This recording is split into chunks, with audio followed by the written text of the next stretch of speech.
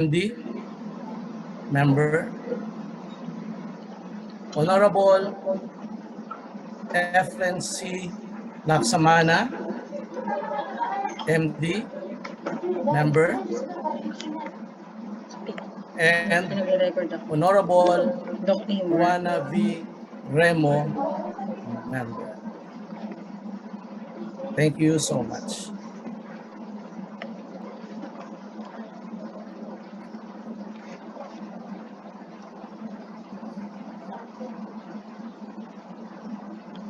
Thank you. Thank you, Dr. Santa Lucia Jr.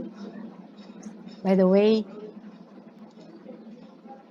may I add that Dr. Lucia is the present president of Pasay Paranaque Medical Society, and he is also a member of the Committee on Ethics. I call now on Dr. Nympha B. Baria, the chair of the PMA Commission on Ethics, to moderate the discussion.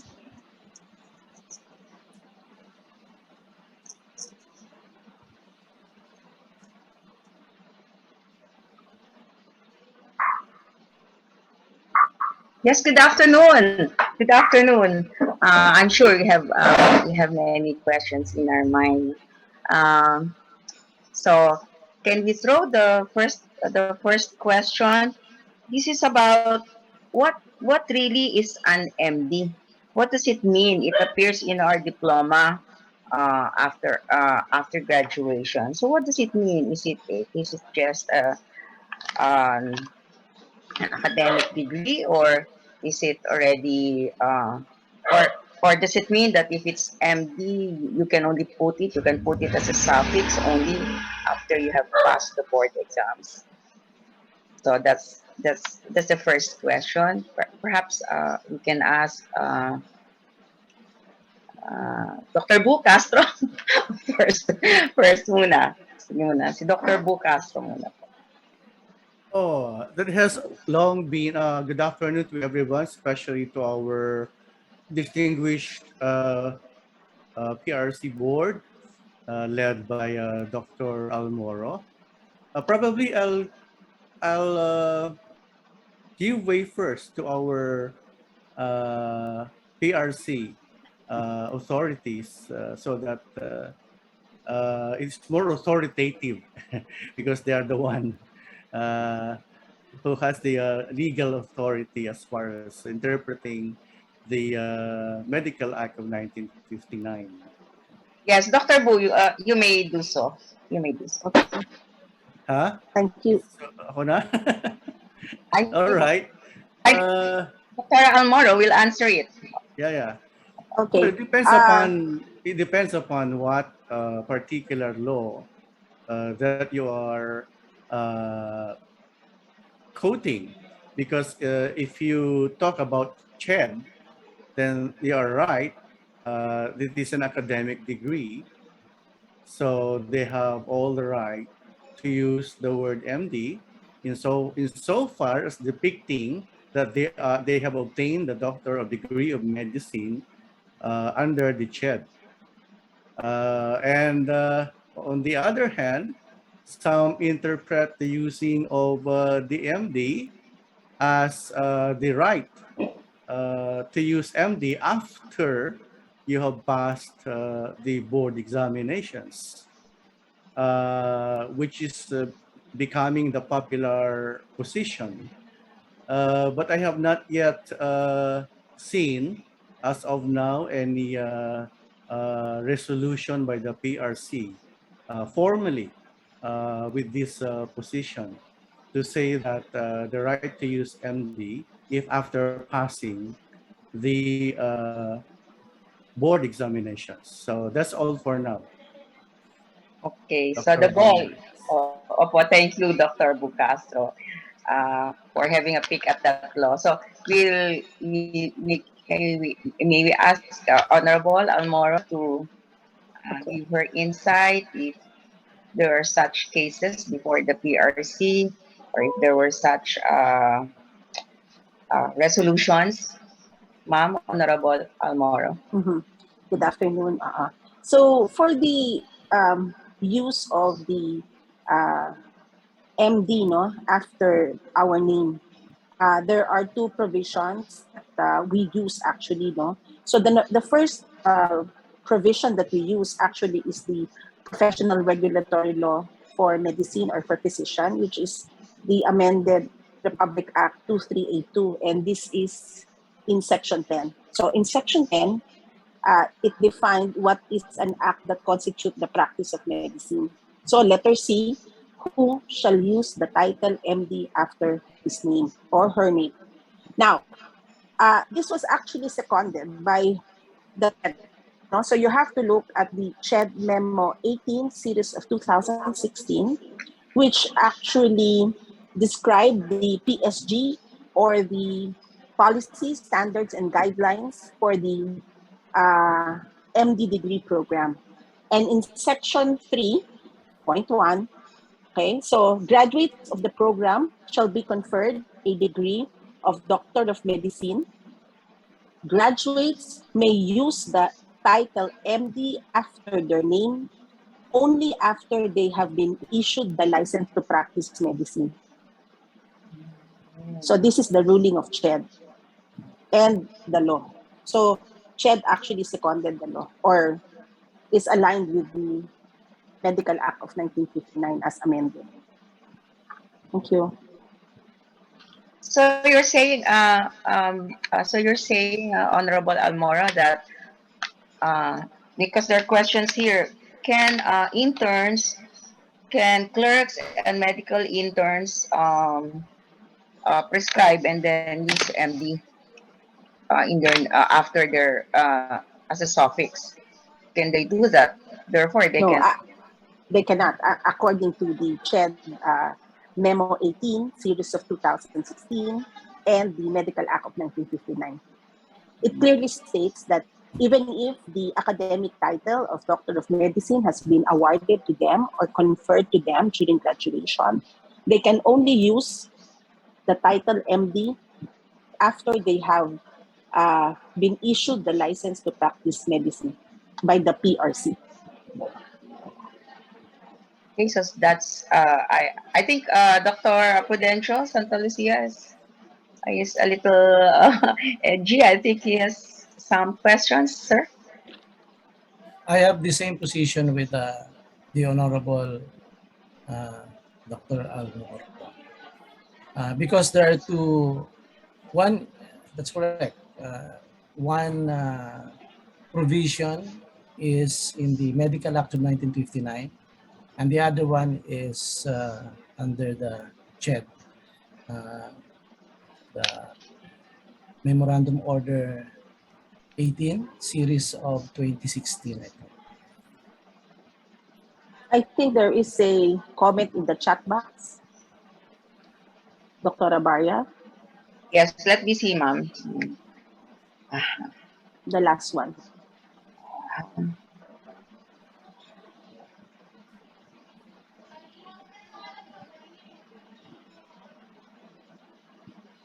The last one. They came fast and furious already. Okay. What are the provisions? Teka, meron tayong specific. CHED memo is directed to schools and does not even provide penalty. So how is it? So it means that what Attorney Bu was saying a while ago is that it is an academic degree. But what CHED is saying is that even though the academic degree has been conferred, you still cannot use the word MD after your name. So that is illegal practice of medicine, ma'am? Under section 8. Under section 10 of the Medical Act. Section 10 of the Medical Act.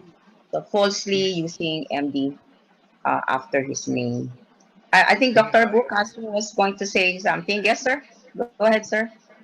Yeah, I don't I don't object to the reading of Dr. Almora. What I am objecting is the way CHED interpreted it. Because, for example, there are those who are appointed to positions because of their degree of Doctor of Medicine.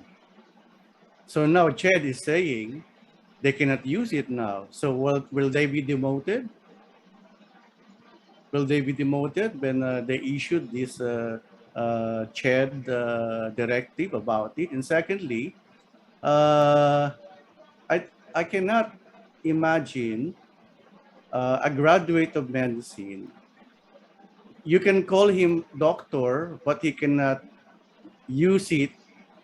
He cannot print it, right? You call him doctor because he is a academic degree. So verbally, he is MD, but he cannot print it.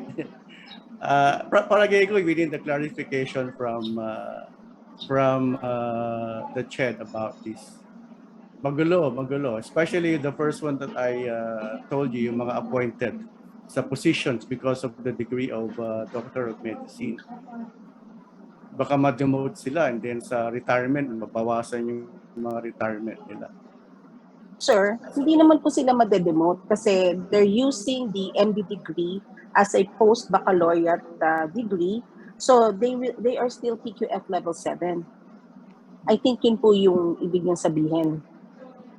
Ay sana nga po gano'n. Kung may mga eskwelahan dyan na iba ang isip. Ay, hindi ka pala pwedeng gumamit ng MD. Bakit ka na ganitong position? Bakit ang salary grade mo ganito? No? So, dapat talaga mag-qualify ang chat about it. Thank you. Opo. Meron pong after a question kay Dr. Bu, no, as to segue. Yung section C says falsely. Section 10, paragraph C says falsely use MD. But these paragraphs A, B, and C falls under the section of illegal practice of medicine. So, the falsely use of MD after the suffix, ang ambit niya, I think that's why there are questions dito. They refer to persons who have no medical training but use MD, and then that's the acts described in paragraph A and B. You think with that, Ched is a little tangent on there with that memo? Precisely, it is ambivalent. We have to ask Ched for further clarifications so that para malinaw na malinaw, does not leave any hole in their directive. Opo, kasi hindi naman yung MD falsely used if you will use it to prescribe or to present yourself as a physician to offer such services with the view of section A and B. Okay. Pero, okay, sige sir. So that's settled. No? We will ask a clarification from CHED about the use of MD for other purposes aside from the scope, aside from acts that can be construed as practice of medicine. Okay. Dr. Santa Lucia is a little bit edgy again. I think he has read other memos, I think, from CHED. Now I have a question to our honorable members of the Board of Medicine. What if a licensed physician who has already been conferred the right to practice and was given already the license to practice failed to renew his or her license? Can he or she still use the MD as a suffix in his name? Or will it be considered as illegal practice of medicine when he will continue to practice or use the word MD at the end of his name if he did not renew his license? Can I answer that? Yes, ma'am. Okay. Thank you po. Okay. For now, no, because of the Medical Act of 1959, it hasn't been superseded yet by the passing of the new Physicians Bill, no? The prerequisite to practice medicine, the requirement is, among other things, no, is the certificate of registration awarded by the Board of Medicine together with the Professional Regulation Commission. So in the PRC Modernization Act, the ID is a means of identification and a means of saying that you are in good standing with PRC. So the practice of medicine is given because of the awarding of the certificate of registration. So for us, and it doesn't have any validity or expiry. So for as long as it's with you, it hasn't been suspended, it hasn't been revoked. You can practice medicine. However, no, because guidelines and policies have been changing, no, hospitals and medical facilities are requiring an updated PRC ID. But legally, it is the certificate of registration that will grant you the authority to practice medicine. Thank you. So, ma'am, that's okay, no? If I know practicing in hospitals when there's governance, parang meron siyang dragnet, no? We'll check from time to time the the current o kaya the updated PRCs. Is there any measure that you can now I'm the moderating and I'm the moderator and I'm asking because there are some shades of these questions here po eh.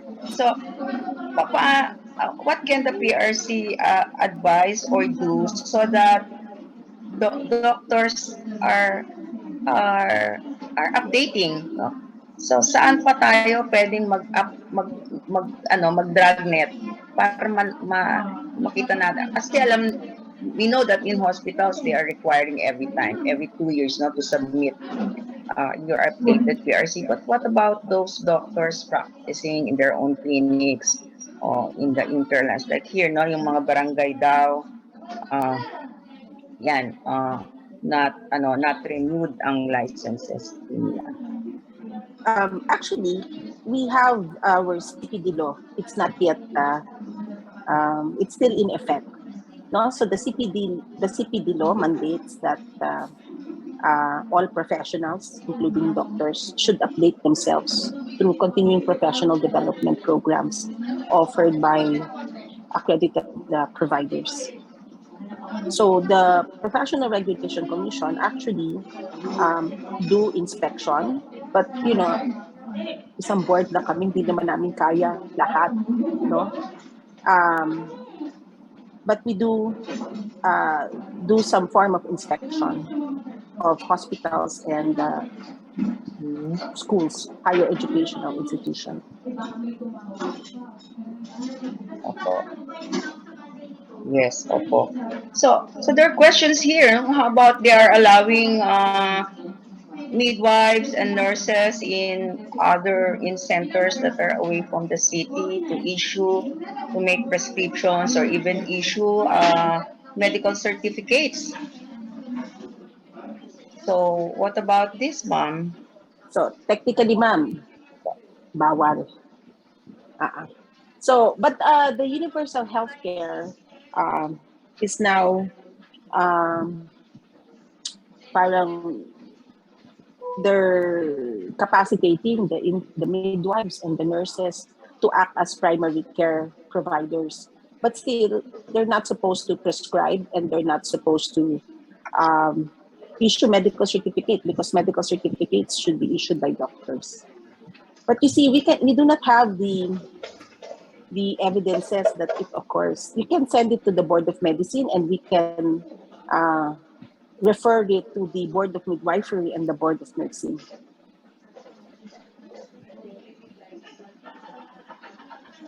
And there are questions here, ma'am. How do we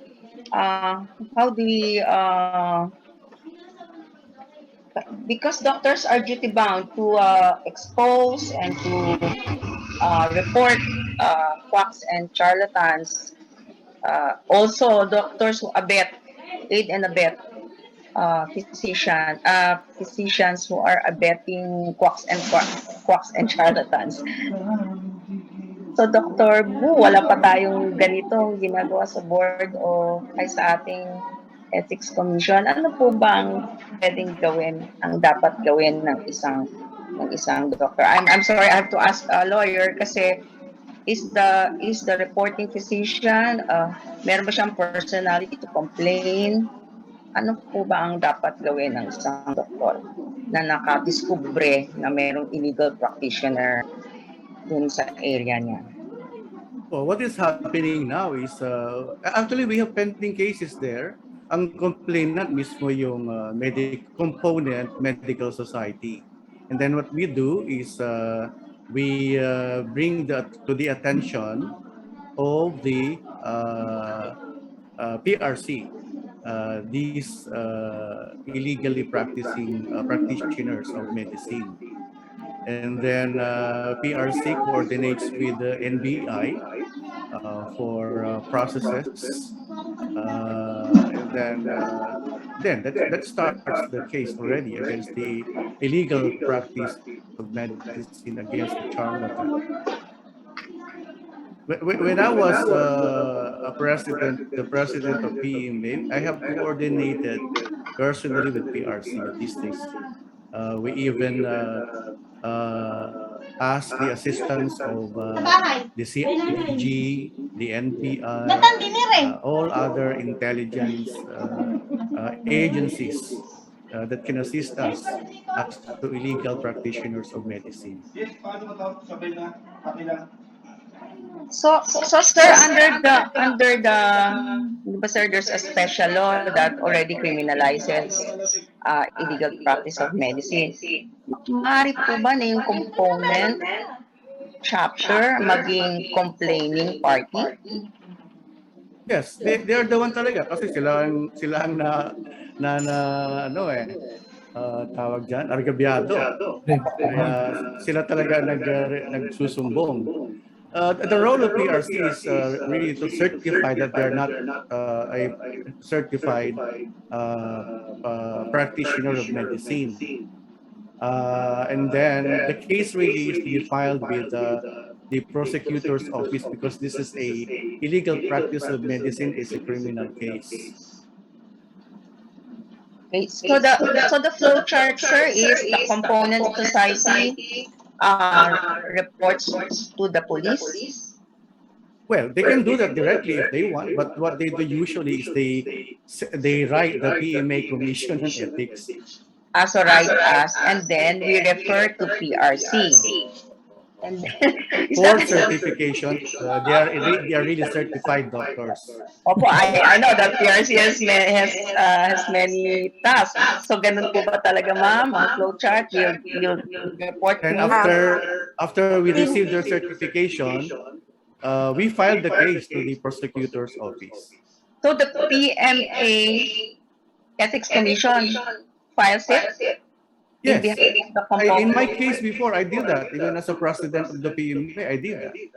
So we have one pending, we have one complainant.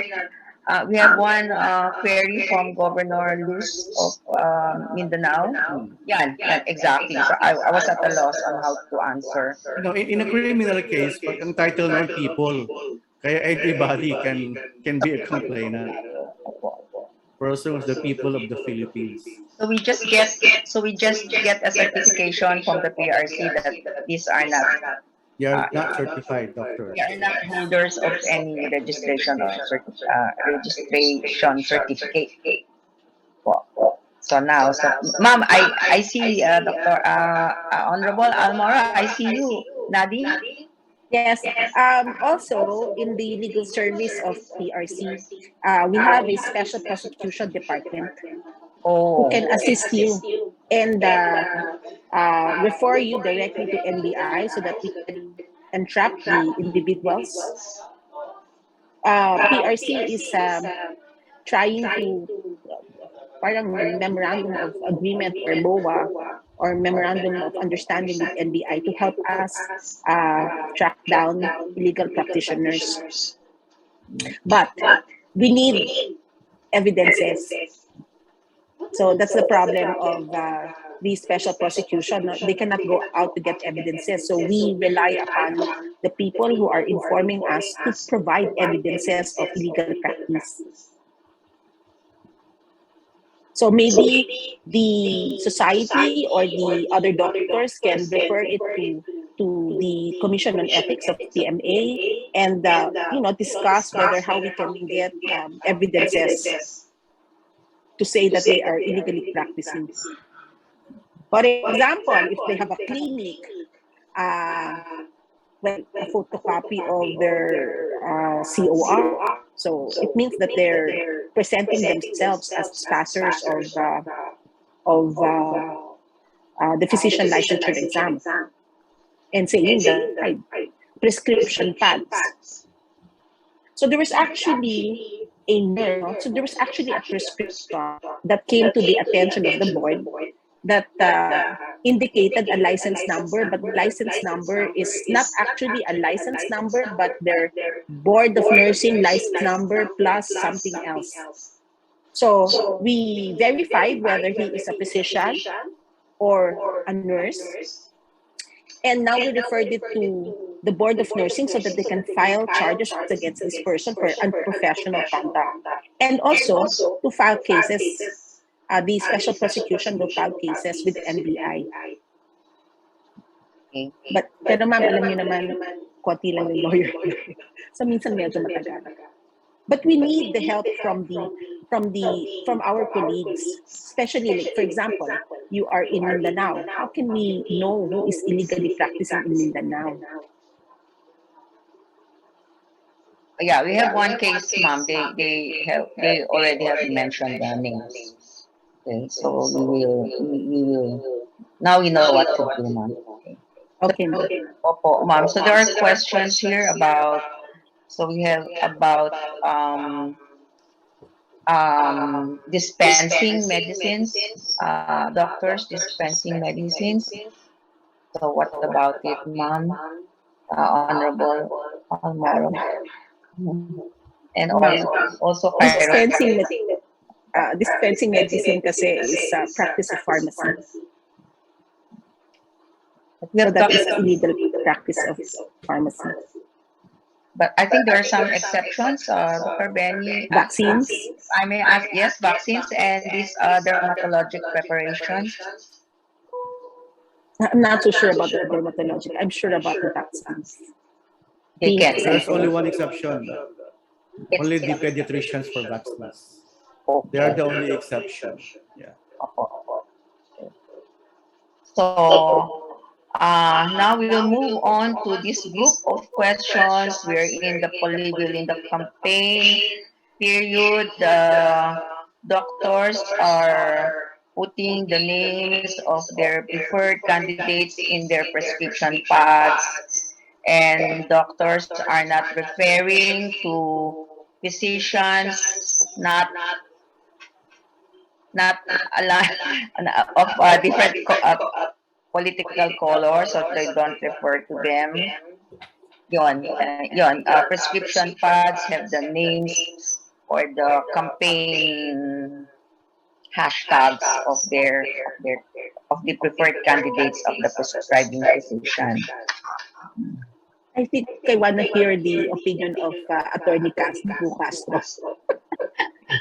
Sana nandito rin si Dr. Kasi natin si Dr. Avila, ano rin yan, mananakol at Ano bang difference nun pag picture ko nakalagay? Guwapo. No, seriously, for as long as there's no coercion, there's no discrimination, like for example, if a patient is not supporting the doctor's candidate, hindi na niya gagamutin, ay unethical yun. Yung hindi siya mag-refer sa kapwa physician, I think personal nila yun. No? Hindi na natin pwedeng pakialaman yun. Pero yung maglagay ng campaign materials, basta no coercion na pilitin niya yung pasyente niya na bumoto sa gusto niyang iboto or wag iboto ito, bawal yun. That is unethical. Dapat free ang kanyang pasyente pumili ng kanyang kandidato. Eh kung may malaking discount, Kasama yon sa ano yon sa Undue influencing. influence. Oo. That is undue influence. Yeah. Maybe we can hear the other members of the board of medicine, their opinions. yes ma'am, si Dr. Kaisip, she is still a practitioner of, nagpapakonsulta pa rin po siya ng mga OB patients niya po. Yes ma'am, Dr. Pura. What about what particular question? Opo, do you have patients who try to inveigle you to vote one way or the other, and then you don't, and then kung magkaiba, hindi mo na sila. No, I think we're open about that, and we even discuss with patients. But regarding whom to vote for, we leave that to our conscience. I mean, I respect their choices, and they just stop discussing it with me.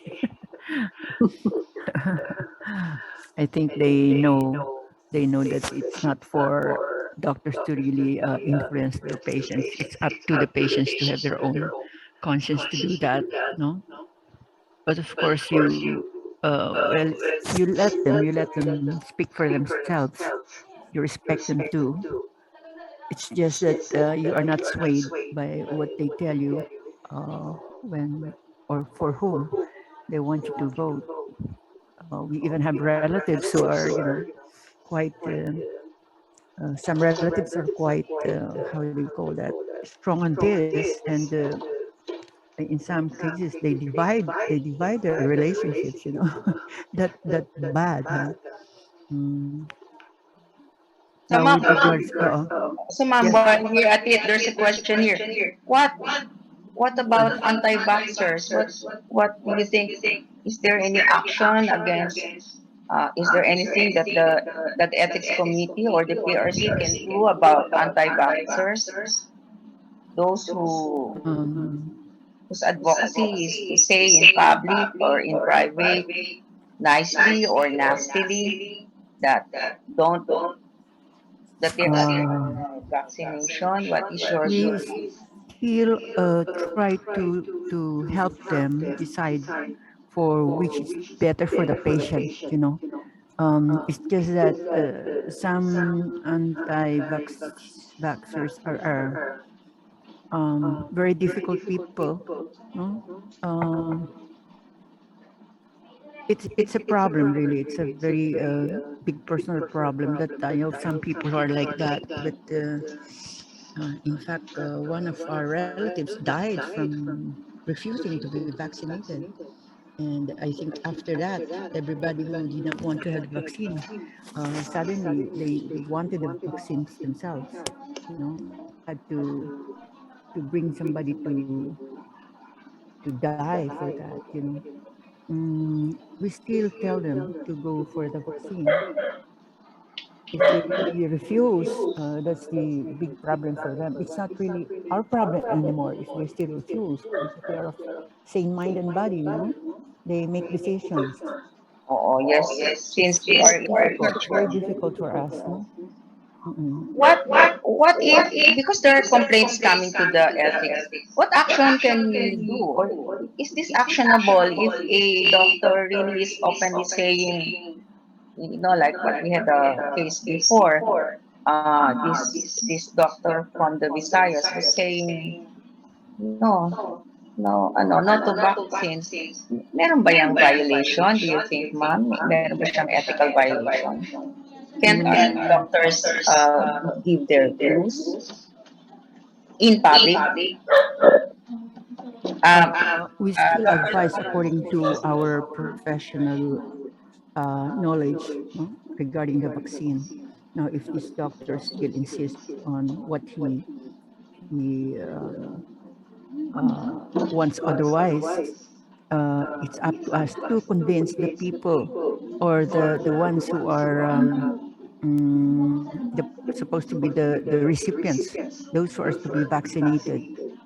No, we cannot force somebody who doesn't want to follow the rule on vaccination, but we can help the others who need the vaccines to be convinced by us. So I think we just have to talk with these people who need a vaccine. Those who don't want it, it's something that we cannot force on them. No? Maybe that's also unethical to really force on them, or even I don't know if it's the morality of uh, having to force an issue, even if it's good for them. This is something very difficult, really, for us. Very, very difficult. Opo, ma'am. So can we, thank you, ma'am. Perhaps we can ask Attorney Albert Rebosa he's raising his hand.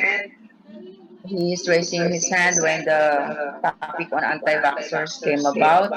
Is this about anti-vaxxers? Attorney Albert Rebosa, the Good to see you, Albert. Ma'am Rebosa. Good afternoon, Dr. Varia, and good afternoon to everyone, to our honorable chairman of the board, and likewise to my partner, Dr. Bu Castro. Well, I have a question, but medyo mahaba lang yung pasakali. Ano? Because I firmly believe that using the title MD after being conferred by the school is not using it falsely. Paragraph C of Section 10 clearly states that you have to use the title MD falsely to be tantamount to illegal practice of medicine. For example, I'm a third-year medical student, I put the title MD after my name, then that is using it falsely. But if I am a graduate of medicine, wherein I did not take the board exams or simply I failed the board exams, the title MD is an academic rank conferred by the school to me. In the same manner that when nurses, they will graduate, they put after their name BSN, and when they pass the boards, RN. MedTech's BSMT. Then when they pass the boards, RMT, PT, and the other professional regulatory boards. So I don't see any substantial distinction why the MDs will not be able to use the title MD, wherein it was conferred during graduation that Doctor of Medicine has a diploma yan. The passing the board exams will give the graduate the license or the privilege to practice now the title MD that was conferred. That is my contention. In fact, this was only a CHED memorandum which can be questioned because it is not in parallel with the Section 10 Paragraph C of the Medical Act of 1959. So I would, if this would be in effect, I would like to believe na pag MD graduate, ilagay na lang natin MD. Pag pumasa ng MD, RMD, Registered Medical Doctor. I find it very unfair and a travesty. Yung mga PhD, they can use the word doctor. And ako, MD ako, graduate ako. Di ko man magamit yung MD. In fact, during clerkship and internship, ang tawag natin sa mga interns natin, doctor, illegal practice of medicine din ba yun? So, with all due respect to the Honorable Board, and Dr. Bu Castro na ayaw niyang i-explain maigi, I firmly believe the title MD is an academic rank conferred by the school and it is not using it falsely kasi sa'yo yan eh. Nag-gain mo yan. In the same manner like nursing, BSN, pag pumasa sila RN. BSMT, MedTech, RMT. So kung sakasakaling i-put into effect ng CHED yan, palitan natin. RMD tayo lahat, hindi na MD. Because we are not allowed to use MD anymore. That is my belief and contention. Thank you, Dr. Barria. Opo, thank you rin po, Dr. Attorney Rebosa. Ano na po yan kanina, na-settle na. So, kanina, na-settle na that we're going to ask Yes, clarification. but I would like to believe that the non-board passers will not be able to use it because it would fall squarely under illegal practice of medicine, and I don't think it will fall squarely under the illegal practice of medicine. Ano lang siya, dun siya sa section. Okay. So we will ask for that clarification for your points. Opo. So, I thought you were going to talk about the constitutional right of anti-vaxxers to say so. Pagdating sa, akala ko yun, doktora, pero pagdating naman sa anti-vaxxers, well, ano yan, judgment yan. Take note, our vaccines are under EUA, Emergency Use Authority, so we cannot, I mean, my belief is that we cannot force everyone, even doctors, to promote vaccine kasi EUA. So depende sa doktor kung gusto niyang i-promote o What hindi. does E mean? E means what? It doesn't Emergency Use Authority. it doesn't mean experimental because there was one physician we are putting him to task. He was saying that's why don't get vaccinated because E means experimental. So no. So it just says it's emergency use. Okay, the Honorable Dalmatian was raising her hand, ma'am. Yes, ma'am, you have the floor po. Thank you very much for acknowledging me, no, but I fully agree with Attorney Ribosa. It's a baccalaureate, it's a title. Even your diploma says that you have graduated with a title of Doctor of Medicine. Ang suggestion ko sa medical profession is not to ask for clarification but to make a standpoint, no? You need to articulate your standpoint and say to Ched na anong ibibigay mo ngayong title pag nag-graduate ka, yung diploma talagang may MD. Okay? And that is also in agreement with the Philippine Qualification Framework. Kasi na-comply niya lahat ng competency na nadi-describe ng descriptors for that certain level. Okay? Now, para yung nurse, BSN, pero ngayon, the introduction to the profession or vetting or assessing the capacity of the person to practice medicine is through the licensure exam. Kaya yung paggamit niya ng MD, agree ako, maski hindi ka pumasa ng exam, karapatan mong gumamit ng title na yon. Pero kung ikaw ngayon magpa-practice ng medicine based on the Medical Act, then you have to pass the licensure exam. And then therefore, you need to distinguish those people na katulad nga ng sinabi ni attorney, ano ngayon ang ilalagay mo katulad ng mga nurses, RN sila, registered nurse.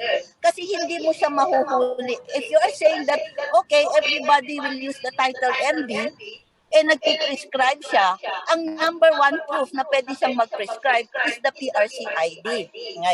Ngayon, I also disagree na yung certificate of registration mo is eternal. It should be dependent on your ability to gather units, no? Yung continuing yung professional development mo. So, that is another thing that you should participate in the Senate hearing when they discuss the physician's bill. Okay? Okay. Yeah.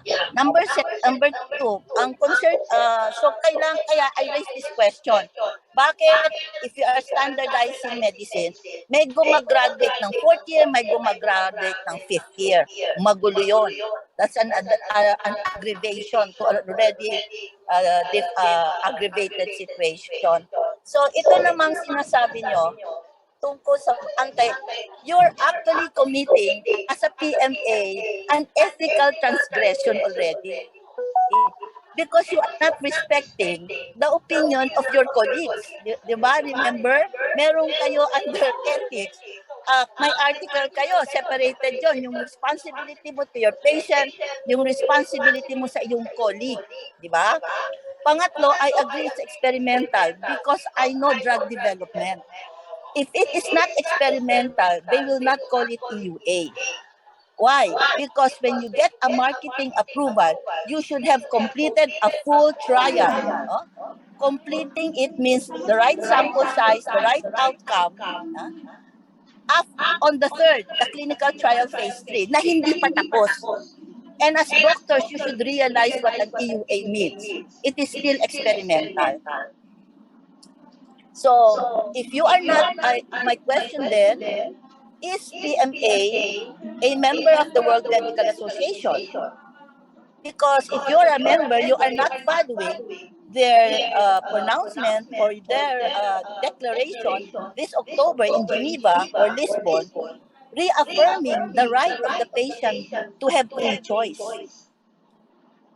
So yun ang malaki kong problema if you are talking about you yourself are already committing by labeling and stereotyping people as anti-vaxxer.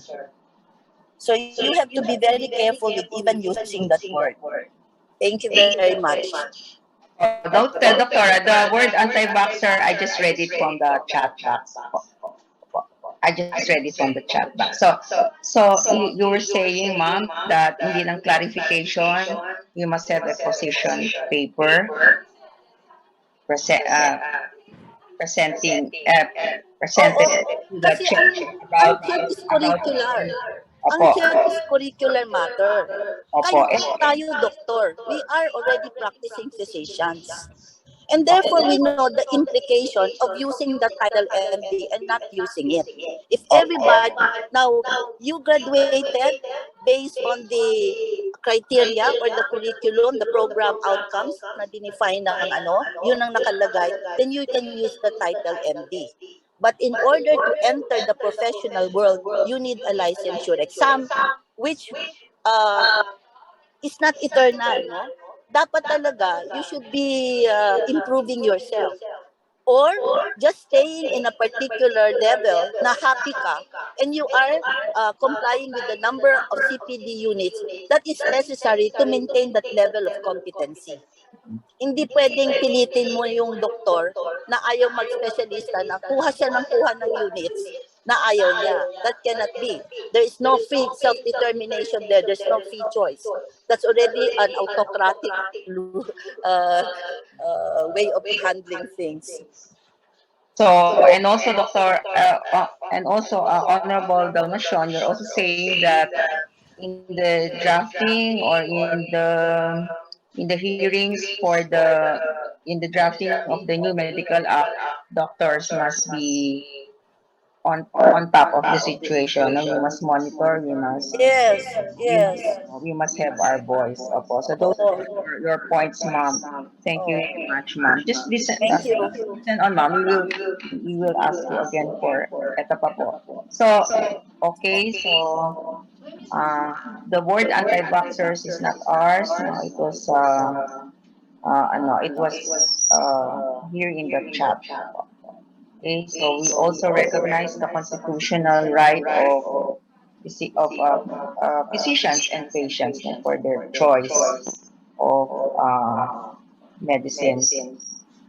The next group of questions here is about the use of social media, like doctors, like OB and OB-GYN allowing to post their pictures with their deliveries holding a baby. Is this a form of promotion of their practice? And also doctors endorsing drugs. Yun. Do you have any existing guidelines under PMA that doctors use social media in promoting their practice? Okay, yon. So this social media has opened another highway explosion of seemingly doctors promoting their practice. Sino ba ang teki natin na na si Dr. Santa Lucia? Nandito ba si Dr. Legaspi? Si Dr. Legaspi, itong ating mga millennials ka pa, Dr. Santa Lucia. Sandali lang po, Dr. Santa Lucia. Meron po ba tayong OCTA on board? I know kasi the OCTA group, itong PAW, 2 years ago, they had a workshop on guidelines on social media exposure. So, dahan-dahan, they were taking down their Facebook with, with the saying that they're the best, that they can do cataract in the shortest time with very, very minute stitches. I think the PAW had regulated. Meron po ba tayong PAW on board na makwento how PAW did? Dr. Laksamana. Yes, sir. Sir, Laksamana, sir. Ano po? I am not. I'm not a member of the. I'm not an officer of the PAO, and I was a member of the board of OFTA. So I cannot speak for the academy, ma'am. I'm sorry. I But think mga 2 years ago, under the leadership of Dr. Naval, nag-attend ako kasi tinatingnan lang niya sa akin, attend lang ako. And I was impressed, no? They were already regulating promotion of self-promotion of practice through social media. However, uh, yun, perhaps we can ask them to share it to the PMA. yes, ma'am. I just wanted to ask some to add to what Yes, yes. Dr. Dalmacion said earlier, that we should be on top of the revision of the Medical Act, which is now pending in the Senate, because it is clear there that there are provisions that, you know, we must have a common stand. Now, in that Senate bill, specifically in section 40 and 41, it already specifies there the acts constituting the practice of medicine. And if you will read that section, everyone will understand what constitutes illegal practice of medicine. Section 41 relates to the scope of medical practice. So I think we should sit down again and have a common stand on what the Senate is trying to have to seek approval of.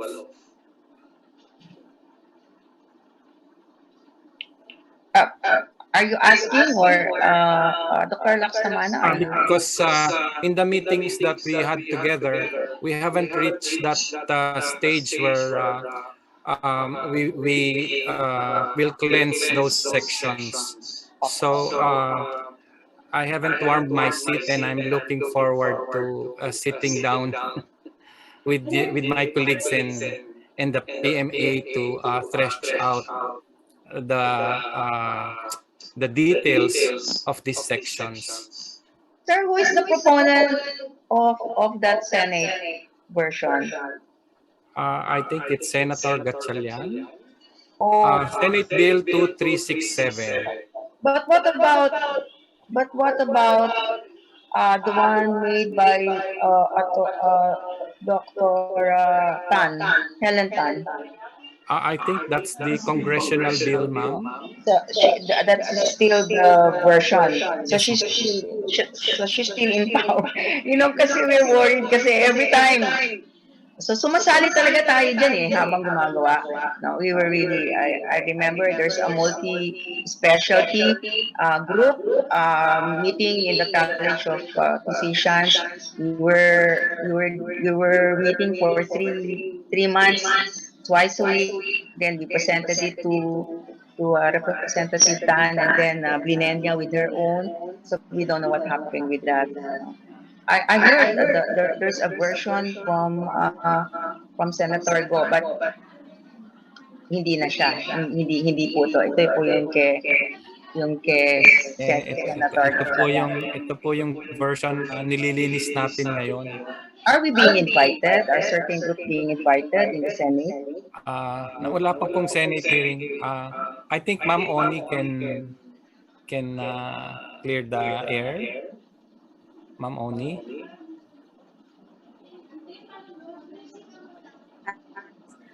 Usually we are invited, no, sa board is invited, the Philippine Medical Association is also invited, ma'am. Opo. In fact, in the last Senate hearing, the Philippine Medical Association was there, headed by Dr. Benny Atienza. Okay, sige po.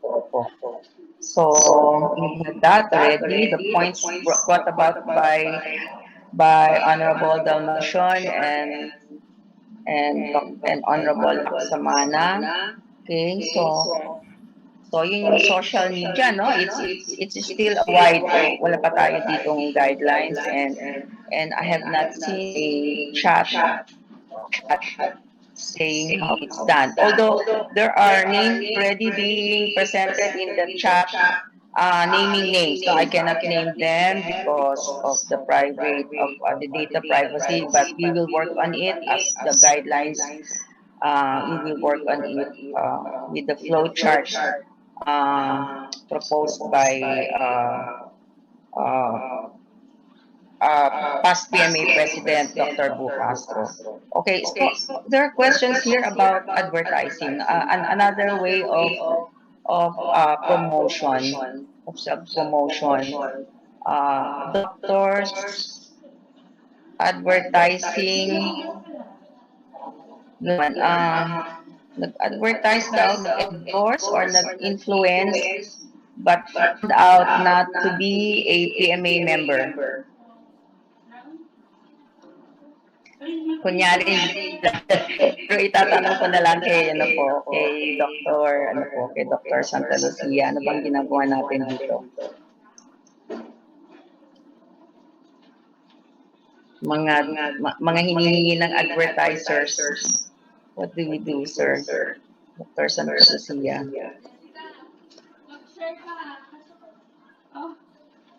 Baka nag-break si Dr. Santa Lucia. Okay, so, ikakwento ko na lang po. This is a work, paid work of Dr. Del Rosario. Okay, before we were running after endorsers, o kaya yung mga nagpe-prescribe over the radio, nag-endorse ng mga nanonotamot. Years ago, so mga more than 5 years ago or 10 years pa. Now, the Advertising Standards Council is already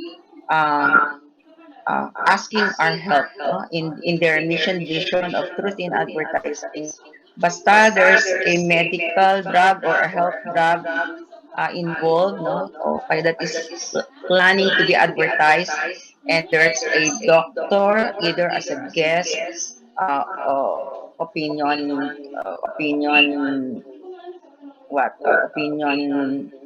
giver or influencer, pero not endorsing, no? Because we have guidelines on that. The Ads Council asks for a PMA approval. Okay, so we ask the advertiser or the agency to submit the storyboard, to submit the name of the physician who's going to ask either guest or their influencer or their expert, no? Expert, yes. We ask for their name, and then we check, no? We check on the PMA side. We check if they have current PRC, if they have updated PRC, and if they are PMA members of good standing. If they're not, we don't give the approval. So we just ask them either to update their PMA certificate of good standing, or to update, or to have another physician who has an updated PRC. So we have caught, caught is not a good word, but they have presented physicians who have expired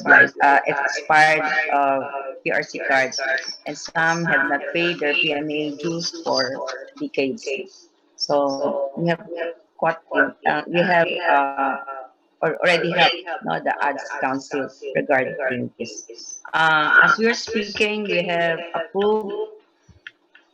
No, we haven't counted the ones that are not. We have approved around 12, as from May to even March. Okay, so the doctors who are speaking about medical products or health products are vetted, no, for their content and for their integrity. They are not endorsing this product. They're just stating their studied opinion. So, ito po. So that's it. Any questions about that po? About doctors with social, with advertising exposure? Bali mamaya, no? You can put it in the chat box. Meron po dito, sandali lang po. Jeff, meron po nagtanong about a physician. Teka po. Teka, si attorney Dr. Nelson Uy was raising his hand. Ano po yung question po ninyo for our honorable board members, members of the Board of Medicine?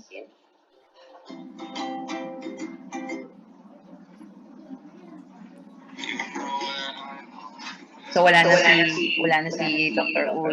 Opo, ma'am, meron po dito ang ano po, can we, how about, may we know what is the recent position of PRC regarding CPD units as part of requirement for PRC renewal? This has to do with the current pandemic vis-a-vis the difficulty of doctors to avail of CPD trainings or even conventions. So, paano po yun? Have you loosen up? Nag-ano po ba? Nag-iba na po ba ng mga requirements po?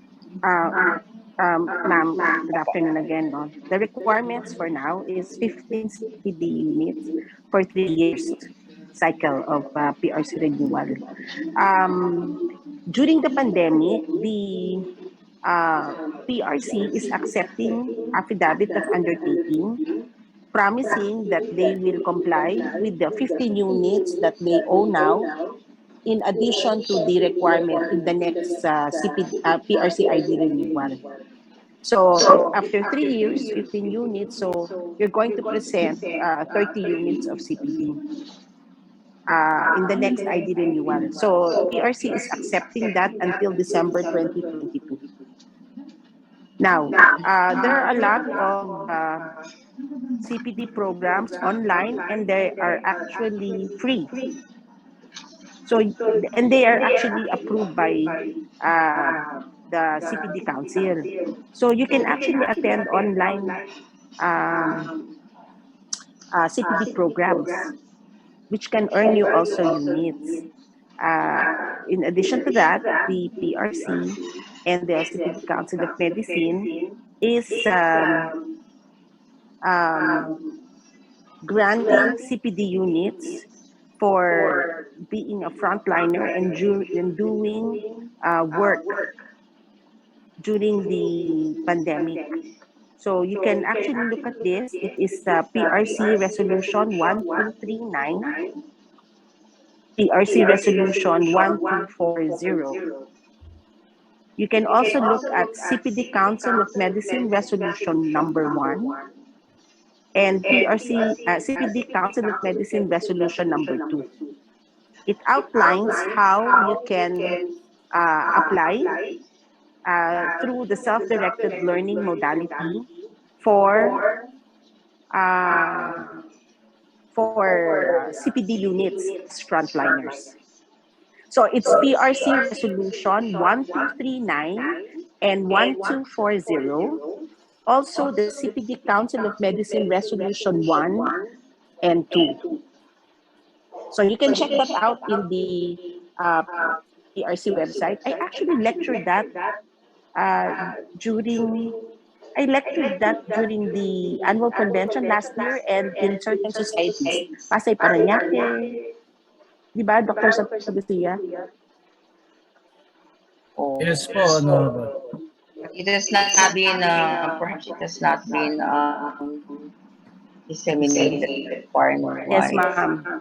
So PRC Resolution 1239. So you have to apply through the self-directed learning units, and then you have to provide a certificate of employment that indicates your scope of work, no? For example, I attended to patients in the hospitals every 3-day duty, taking care of COVID patient, taking care of patients in the IM ward. So you just indicate the scope of work.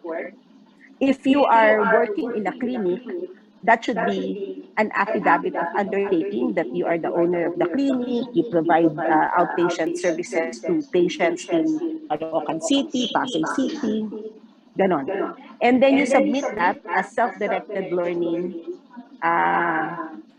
application form. Yun po, the CPD Council will evaluate that and will grant CPD units. There's a question, ma'am, thank you very much for that that very again that very vivid vivid citation of where to go, and that the PRC CPD is helping physicians during this time of the pandemic. But there's a question here: is it possible that you can lengthen the expiry of the PRC to 5 years? Is it, are we given 3 years? You're asking baka daw pwedeng 5 years na po. The commission is looking into that, no ma'am, but it entails a lot of work. Alam niyo naman po sa gobyerno, marami tayong mga policies na kailangan aralin, mga yon. Pero Commissioner Cueto, who is also a doctor, is looking into the possibility of converting the number of years of renewal from 3 to 5. Oh. And ma'am, So we wait for that.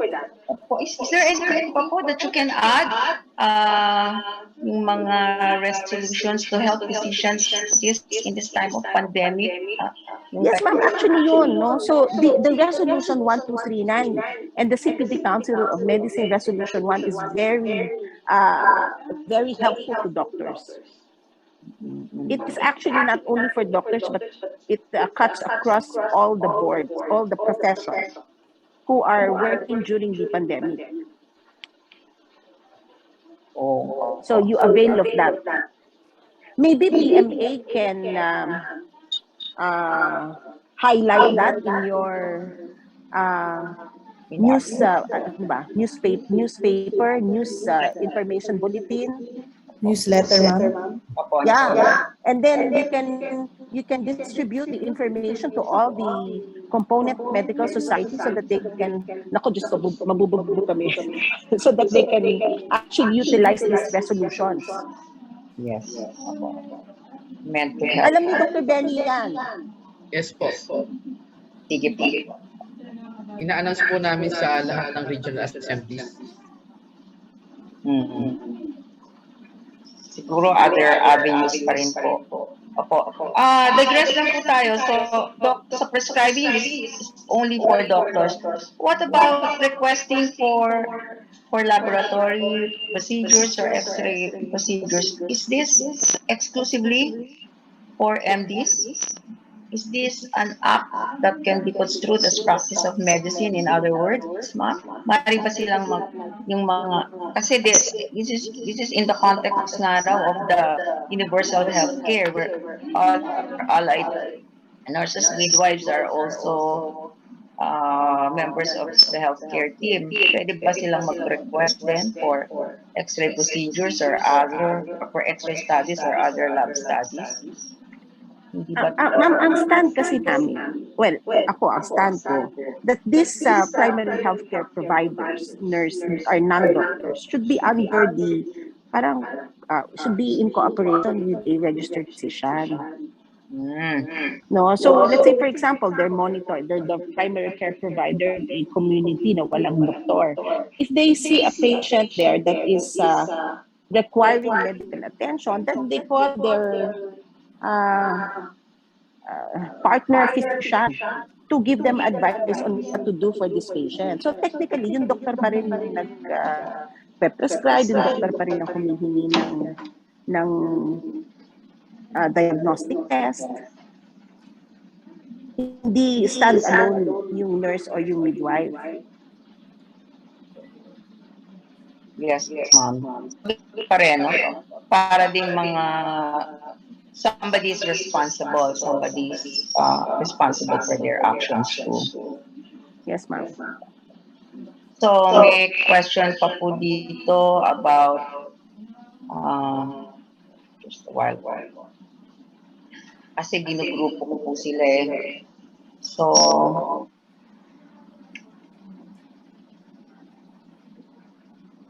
makita yung latest dun siyang So any other?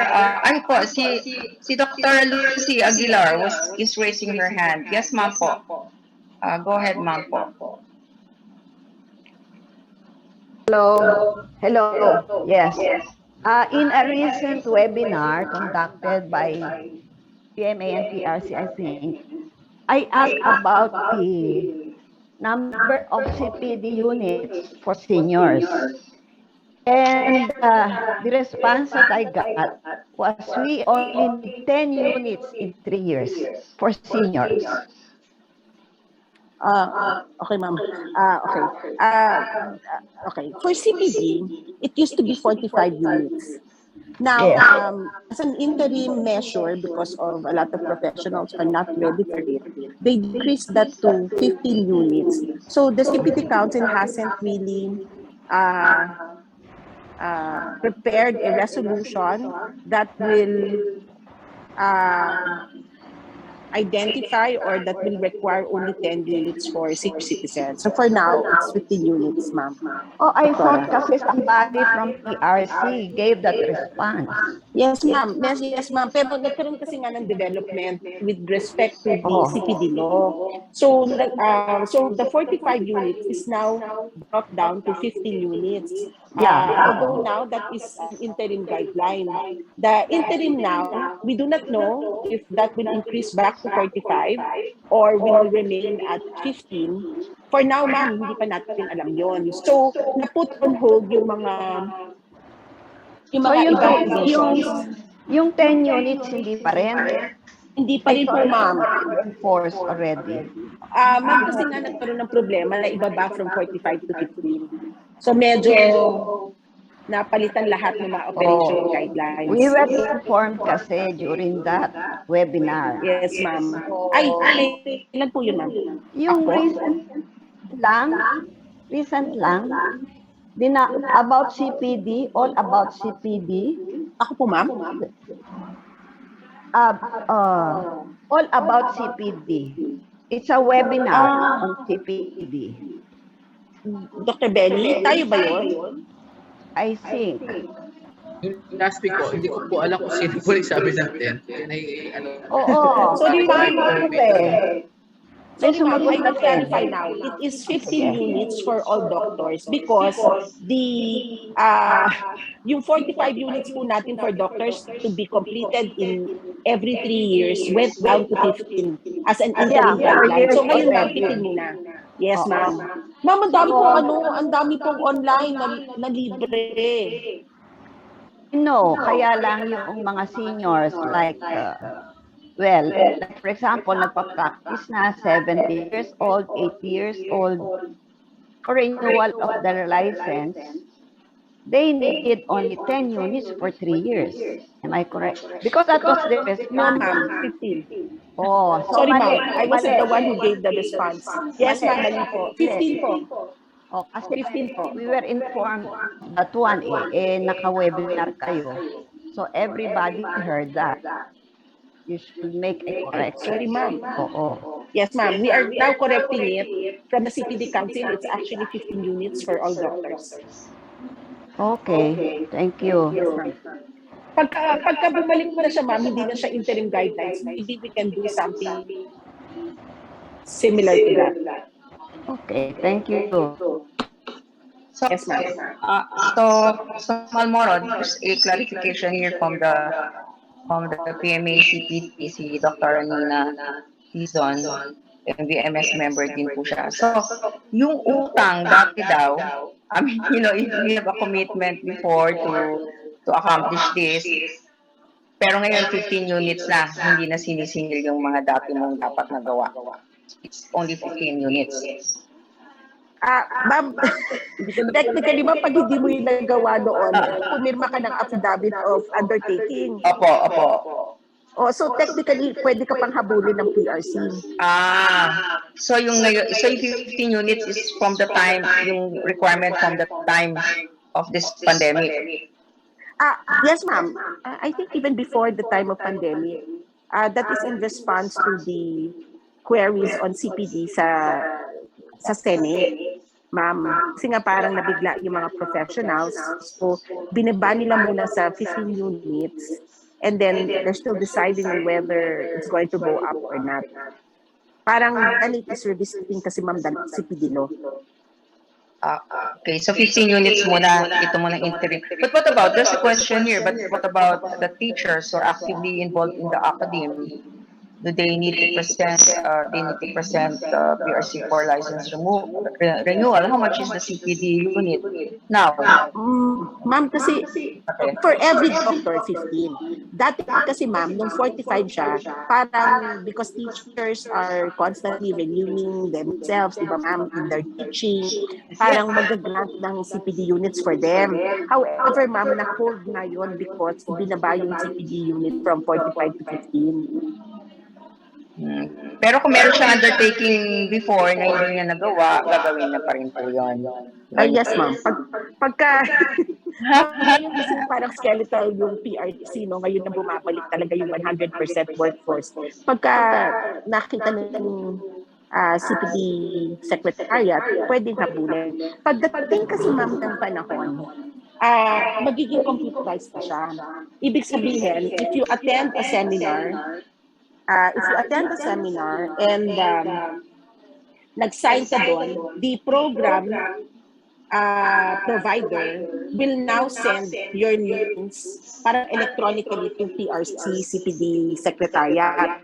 So lalabas na siya doon sa parang e-wallet mo, parang CPD wallet mo. So pag nag-renew ka, pwedeng hindi mo nadalhin yung mga CPD certificate mo kasi andun na siya.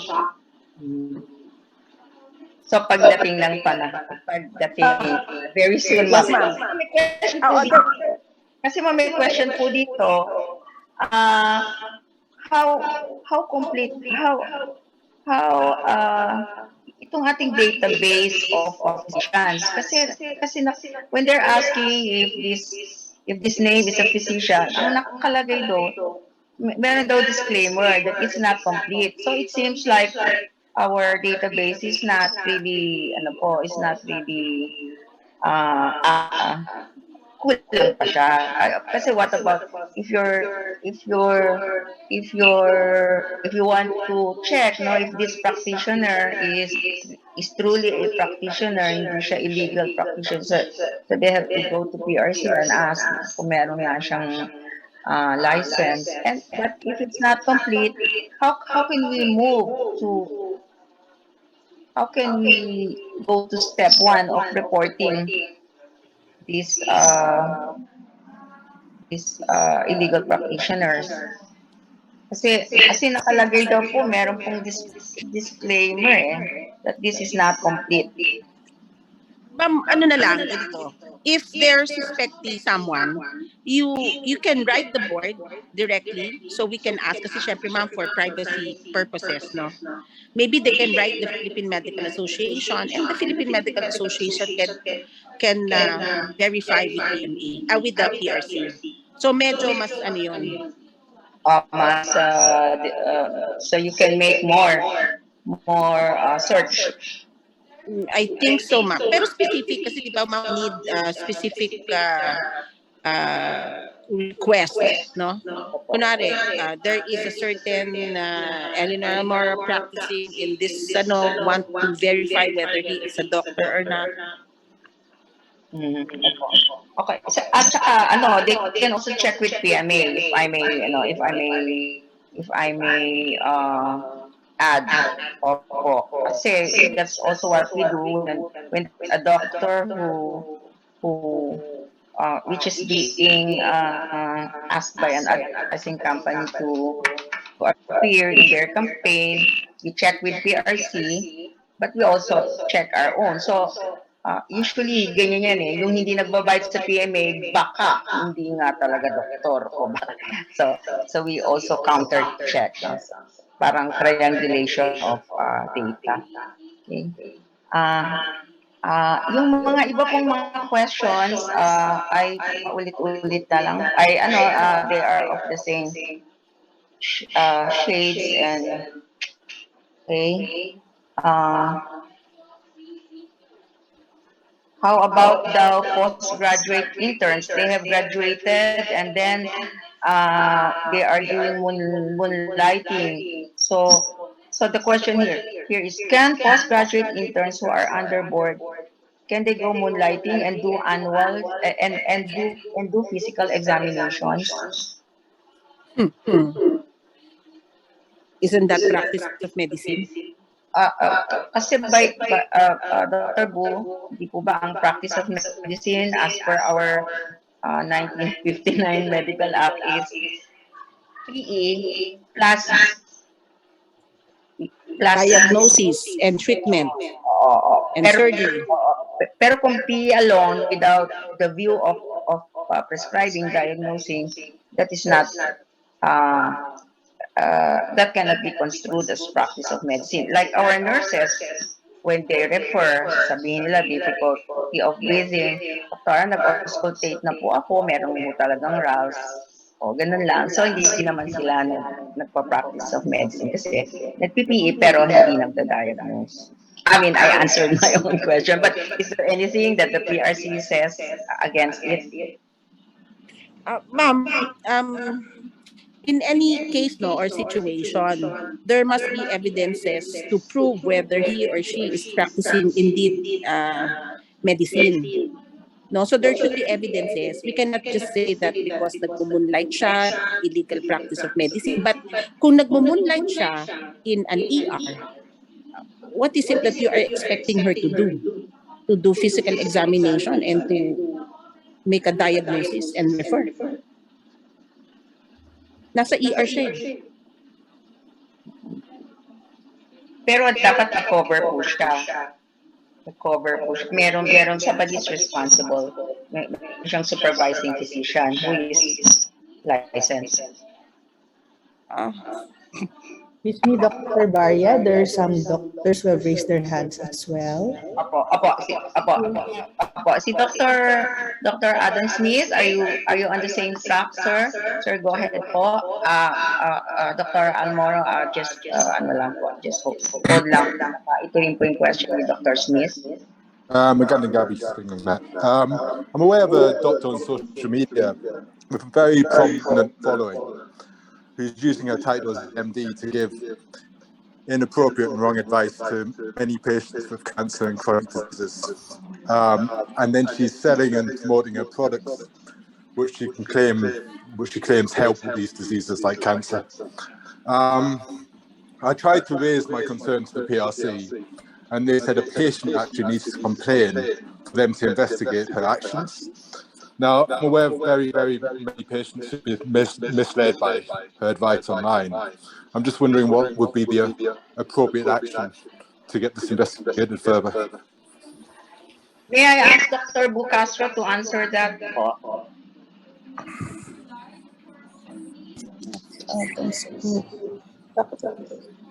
I cannot start my video. Somebody is preventing me.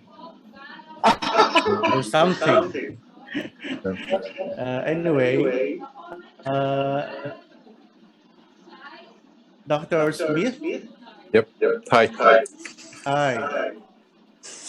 I'm sorry you cannot see me. I'm as good looking as you. I'm not good looking. It's dark. It's dark here. So you filed a complaint before the PRC? Yeah. So essentially, what the situation is there's a doctor on social media with over 4 million followers who's giving advice which would not be supported by any guidelines at all to very many Filipino patients about cancer and other chronic diseases. Alongside that, she's selling products which she claims can help in the management of these diseases, despite the fact they've got no approved therapeutic claims at all. I mean, for the last couple of years, I've been looking into it, and I've become aware of so many patients who've been misled by her advice. I've got multiple testimonies. Now, she still holds a license as a doctor, and she's still an MD. Now, I tried to raise the concern to the PRC because essentially what's happening is people believe in her more because she's using the title of doctor and MD. Now, the response I got from the PRC was, to raise the concern, you need a patient to raise the concern to the PRC about the doctor. Another doctor can't raise the concern. Now, this seems like this seems a little bit crazy to me because a lot of patients who've been misled, I get you. don't want to. They don't want to raise concerns. They don't want the stress of raising concerns. I got your explanation. The answer is that is a fraudulent advertisement. It's not only the PRC that can do something about it. It is a criminal offense. Yeah. So therefore, you But I can think maybe the file. PRC needs to look into potentially at least putting a warning out on somebody, or at least removing their license if they continue to dispense, like, frankly, wrong advice to so That's many correct. So people. the I PRC think that is is, here. The PRC yeah. is here. They're going to do something about it. Okay. Okay. So Okay. if I write an email to the PRC and explain the details, would they look into that? Yes, they heard you now. Okay, thanks. Loud and clear. Yes. Yes, thanks a All lot. right. Thank you. Okay, cheers.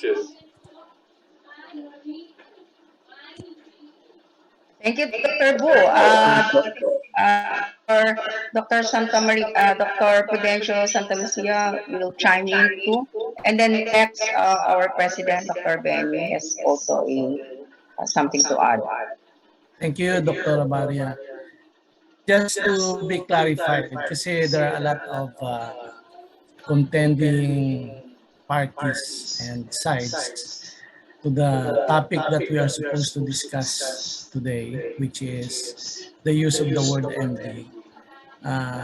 Let me ask this straight to our implementers, to our PRC, and the Board of Medicine.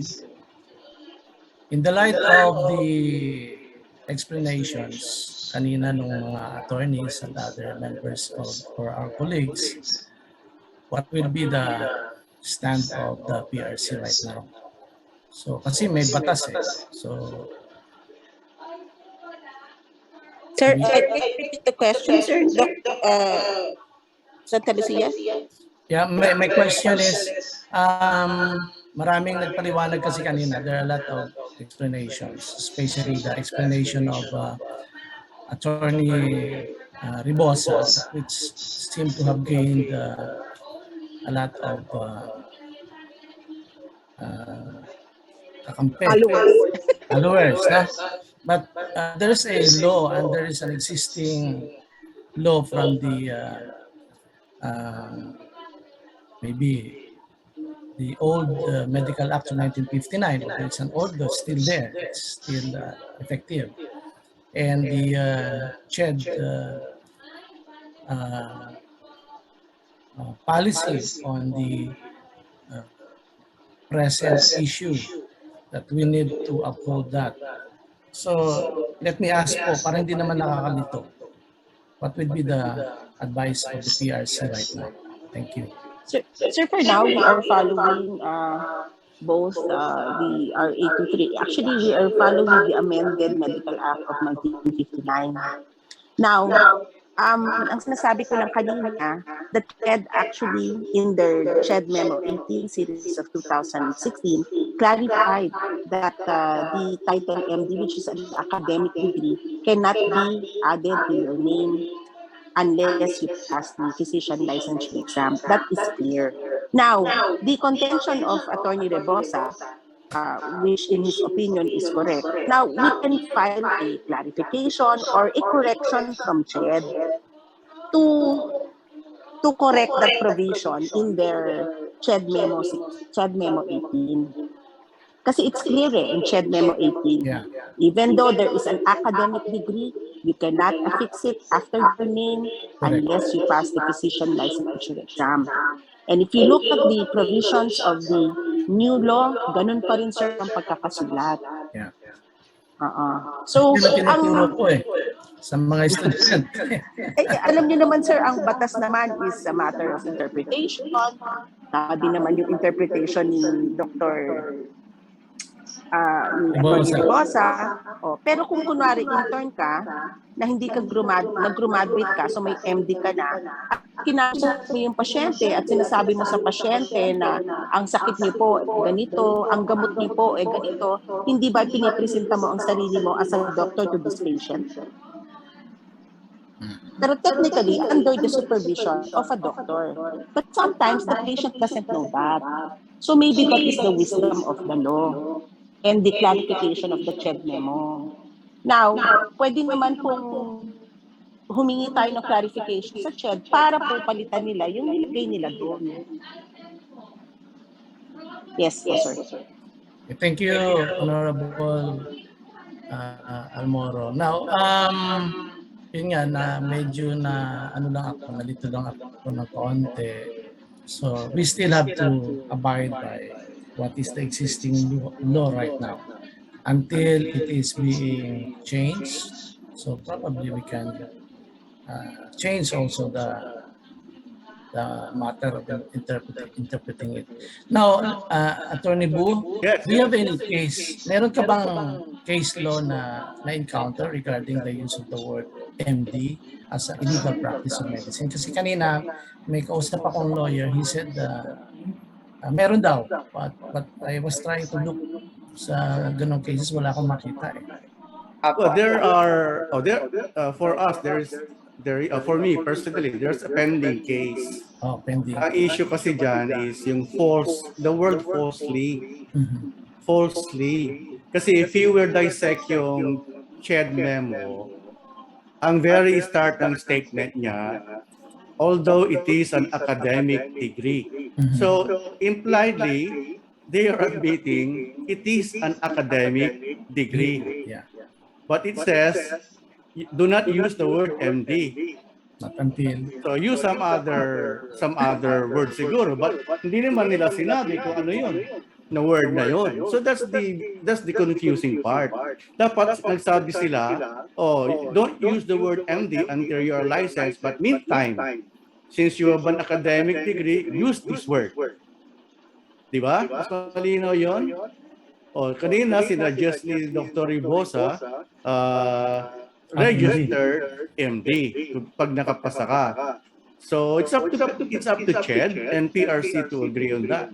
Pero dapat linawin nila. Kasi yung very first statement, although you have an academic degree, is admitting that you have an academic degree. Hindi ba? Parang sabi mo I can call you doctor, but you cannot write it. Di ba absurd? It's absurd. Well said po. Thank you po, Dr. Bu Castro. So before, Dr. Benny, alam ko po kayo po ang pinaka-importante po. Pero let's hear it po muna from Dr. Bata. Kanina pa po siya naka-raise. Thank you for the questions, Dr. Santa Lucia, and for the answer.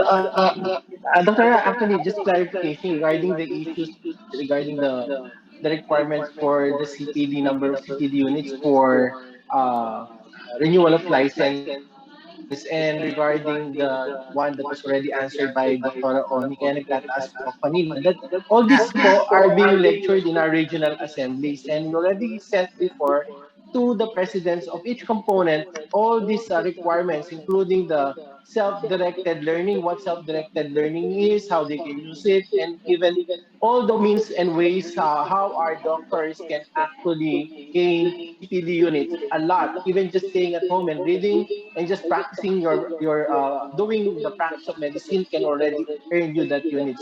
Those are all in the resolutions of PRC to our members during our CPD Regional Assembly. Yun lang po, kaya nagtataas ako for the information. Thank you po. Siyempre kami po. I know it's something important. Opo. Sir, can I request our PMA also to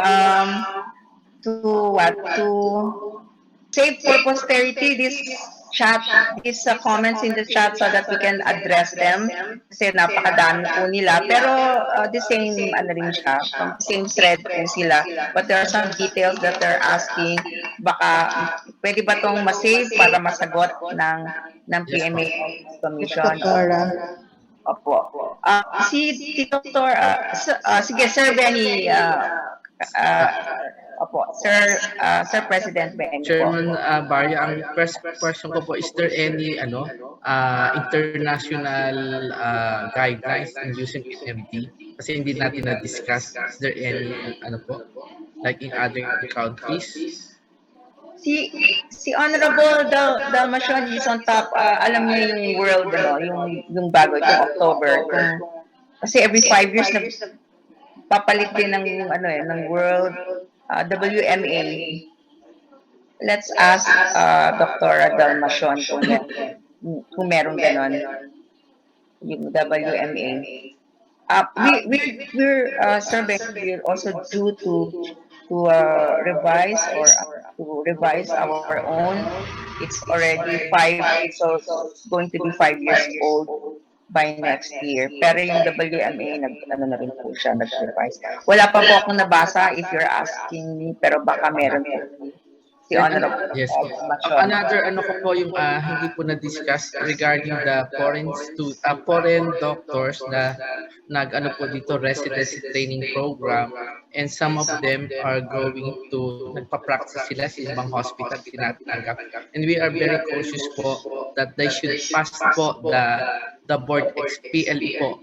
Magte-take din po sila ng bago makapag-practice even nakapag-residency po sila dito. Sir, that's clarify po natin kay Dr. Kasi may nangyari na po yan eh. Opo. Yes, Doc. The authority to practice is provided for by the certificate of registration. During their training as residents, they are given a temporary training permit. Pero the temporary training permit is specific for duration, usually 1 year, specific for location. So let's say nagre-residency sila sa Hospital A, doon lang sila pwedeng mag-practice as residents or mag-train as residents. So after the temporary training permit, after the residency training permit, they cannot transfer to another hospital, even if they have a certification, they completed the residency training program, because they do not have a certificate of registration. Yes, Dr. If they wanted to practice here, kasi ang asawa niya is Pilipina, ito nangyari Indonesia yung yung PEDYA? Yes, ito yung kaso ng PEDYA. Tapos pwede po siya mag-take ng board, di ba? Pwede po siya mag-take ng board. So mag-a-apply siya after. Yes, sir. After ano. But if she's going to use the ASEAN MRA route, kasi kailangan nagpa-practice ka na ng pediatrics in the country of origin for 5 years before you transfer here. Pero kung gusto po niya mag-exam ng PLE, pwede po siya mag-apply. Alam ko nag-exam na po siya. Hindi ko lang po nakamulapisa. Hindi, sir. Kasi ang request niya is for a special temporary permit. And another question po is the hospital liable for allowing unlicensed physicians? And clarify po yung unlicensed kung hindi siya unlicensed at saka yung iba po hindi na-renew yung license on time. Magkaiba po yun. Magkaiba po yun. Pag unlicensed, okay. Part of the corporate liability or responsibility of a hospital is to ensure that all their employees are qualified. Diba, Dr. Attorney Boo? Yes, diba? Yes. So, kung inalaw mo mag-practice yan na hindi mo binet yung kanyang qualifications, yung kanyang license, you can be liable under corporate liability. Diba, Attorney Boo? Yeah, but you're talking about civil liability, pag corporate liability. Yung pera-pera yun, pag may nangyari, damages. Correct. Yeah. Oo. Ngayon, kasi sir, inalaw niya eh. So, the medical director acted like a dummy allowing this person. Depende sa kaso na ipapile niya. Pero syempre, sir, dapat binet niyo.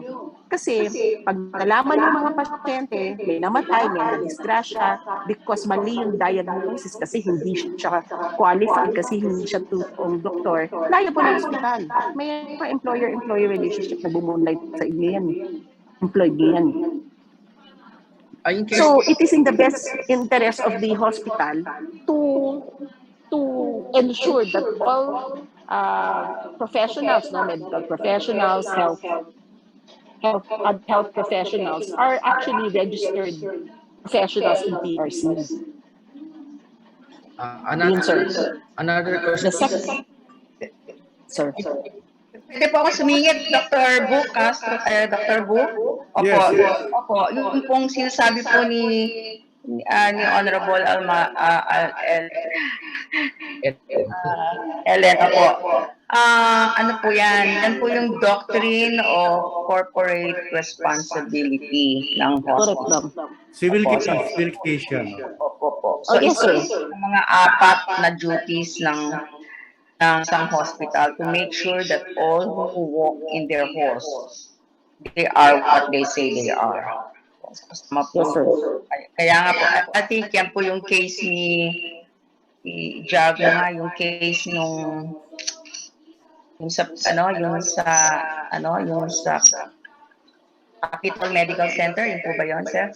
Yun. Medical City. Oo, Medical City. So, siguro, after that case yan, nagkaroon na ng mga accreditation and privileging movement across all the hospitals. Talagang check na ngayon sila ng mga PRC. Yan. At saka yung kanilang mga specialty board, mga certificates. So, yan. Kulang na lang kumuha pa sila ng NBI clearance sa accreditation. Opo. Sir, meron, thank you, Dr. Honorable. Oo, Dr. Barya, Dr. Dinfa, can I, kasi meron ako nakita sa chat ba? Can I just answer one statement very fast, no? Meron kasi isa nagsabi, ako nag-renew ako online, tapos deliver yung ID sa bahay ko. Hindi ako hiningan ng CPD units. So kapag kinuha niyo po yung delivery mode, automatic po na pinipirmahan nyo yung affidavit of undertaking na inuutang nyo yung 15 units to be paid, to be submitted on the next renewal cycle. So it's not nasa automatic. It's not a shortcut. Yes, it's not libre. Ibig sabihin, hindi po siya, walang hiningi sa akin.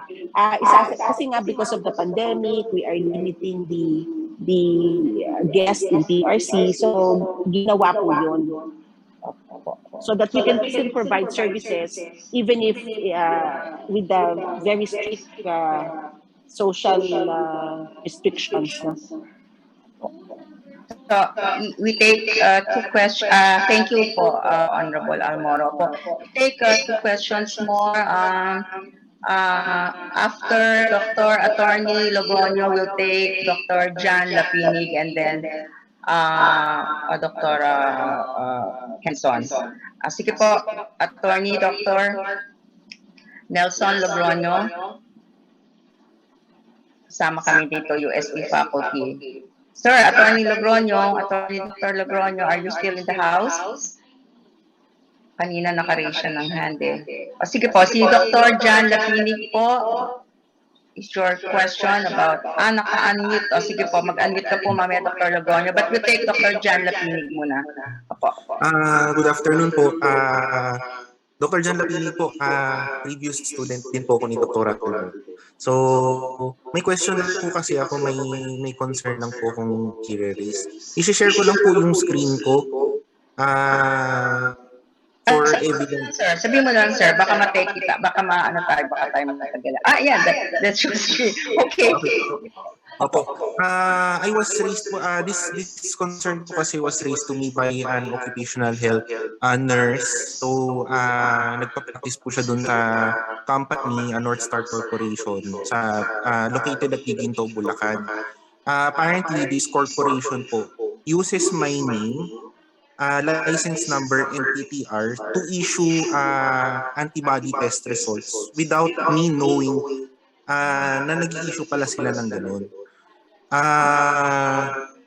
I already raised this po to the Ethics Committee of PME, and I also approached po National Bureau of Investigation because during the pandemic po kasi, yun nga po na-raise po sa akin, and ang concern ko lang po is kung may ma-release silang result na negative yung nakalagay sa antibody pero positive pala yung tao na yun. And I think they're using it as to present po dun sa borders kasi dadaan ng NLEX po kasi yung yung operations nila. So paano po kaya saan po kaya ako pwedeng seek ng grievance regarding this? ano po kaya yung pwede kong gawin kasi parang ito po yata yung illegal practice of medicine, pero this involves po kasi a corporation. Hindi ko po ma-pinpoint kung sino yung tao na responsible for it.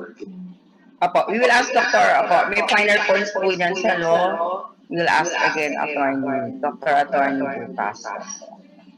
Sagutin ko na ba? Opo, sir. Yes, ang may authority dyan is the Health Facilities and Services Regulatory Bureau of the Department of Health. Sila nag-lisensya ng mga laboratory. Kaya nandun sila sa Building 19. Pagpasok mo sa DOH compound, kumanang ka, ikot ka ng konti, Building 19. Yan. Attorney, thank you po. Pero this test po kasi was done not by an accredited laboratory but meat processing corporation po eh. Parang yung clinic po nila, what they're doing po is, and this is what the nurse told me po, no? The HR department furnishes that nurse a copy of the templated of this template po, this document. And then the nurse, yung nurse po, dalawahin mo na doon sa sinabi ko at saka sa RITM. Okay po. Yan, kung babayaran ka nilang milyon-milyon, di singilin mo, sayang, at hindi tayo. Sir, siguro pwede siyang, sir, pwede makipag-coordinate ang PMA sa PNP and DILG so that the RAT or the rapid test will not... RITM po, yes. RITM at saka... hindi, sir, the border. Yes. Hindi, so that the border will not honor. Yeah, but they have to revoke first their permit. They have to revoke their permit first, yes. Okay, so again, another operationalized din the query of Dr. John. Si Dr. Labronio po, na-unmute na po kayo. Yes, good evening, Dr. Barya. Good evening to the Honorable Board. Going back to the topic on the use of the title MD, I know the memorandum, at least we know the position of CHED that our interns cannot use the title MD. And now, at least for the first time, I heard the position of the PRC, the board, that hindi pwede ang ating interns use the title MD. And I also heard Dr. Barya that the PMA would be forwarding a clarificatory, a letter of clarification from CHED. May I know if it would be possible for the PRC to also, Board of Medicine to also issue the same issuance to further guide us, or can we ask for an opinion from the Board of Medicine or a resolution for that? Because it's been a perennial question from our interns and our interns now are still using the title MD in the hospitals. Opo. Sasagutin ko muna, kasama sa faculty UST ni Dr. Attorney Nelson Labronio. Yung pong sinabi ko po ay in the work, it's just a needles of a plan, no? Magka-consensus muna tayo. And then perhaps we will get the help of doctor lawyers like you, yung position natin, and then i-present natin din sa PRC. O baka pwede joint. Baka lang, no? Pero kahit hindi sila, kasi regulatory body sila, mari na rin tayo, no? This aggregation of itong fellowship group natin ng PMA. We can have a position paper. Pero syempre, mga lawyers mga gumagawa niya. So matatat ka talaga, Attorney Dr. Labronio. So yes, because every time that that question is asked in the memorandum of CHED, my answer is hindi. You're not using the title falsely because you earned the degree, as pointed out by Dr. Ribosa kanina. And further, I said that CHED memorandum is directed to the schools, not to us, doctors, not to you, doctors. And further, sabi ko pa as to the jurisdiction of CHED in preventing us from using title MD, I think Doubtful ako doon, ano? Sabi nga ni Dr. Albert kanina, it can raise some constitutional issues, constitutional questions. Yun lang. That's my point. Thank Dr. Barya. Thank you to you. Mag-include ka rin pala, Dr. Attorney So, Margot. Doctor, oo. So the best, so kayo naman mga lawyers kayo, di ba, sir? Alam niyo naman na for every problem, there is actually a remedy. So for now, because we are conflicted, no, in opinions, hindi naman sinasabing mali. Ang sinasabi lang natin kasi mga resolutions or order memos, no? So maybe we can practice in a more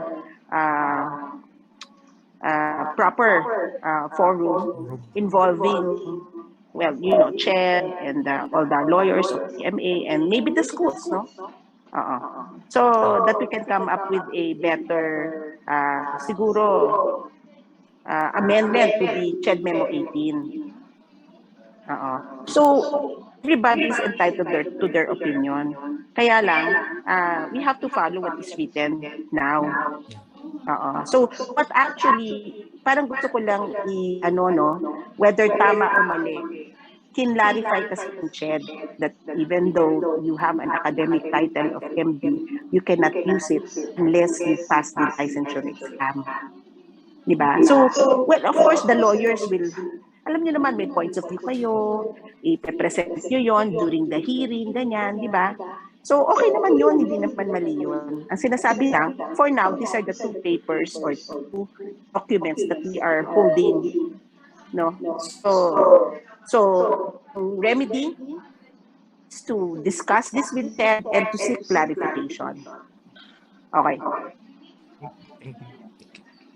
Sir Benny, President Benny, hindi daw po sagot yung question niyo kung expired ang kasi ang question ko po kasi iba yung kanina unlicensed. Ngayon kung expired yung license niya, expired na 2 months, tapos sino magpupulis doon sa yung hospital niya papayagan hindi ba magiging liable di ba sabi kanina yung natin yung certificate to practice medicine.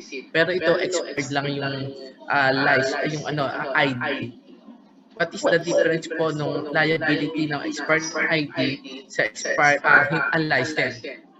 Oo, sir, iba yung yes, na natin yung unlicensed. Tapos na natin yung unlicensed. Tapos na po yung unlicensed. Yung kung expired yung ID, hindi papayagan ng hospital. Pero pwede po siya pag-practice sa clinic, hindi sa hospital. Kasi hindi naman siya maano ng PhilHealth. Yung ganun po. Oo, technically, sir, marami kasing maraming facet yung tanong nyo. Sabi ko nga, according to the law, it is only the certificate of registration. However, the law has run after changes in policies.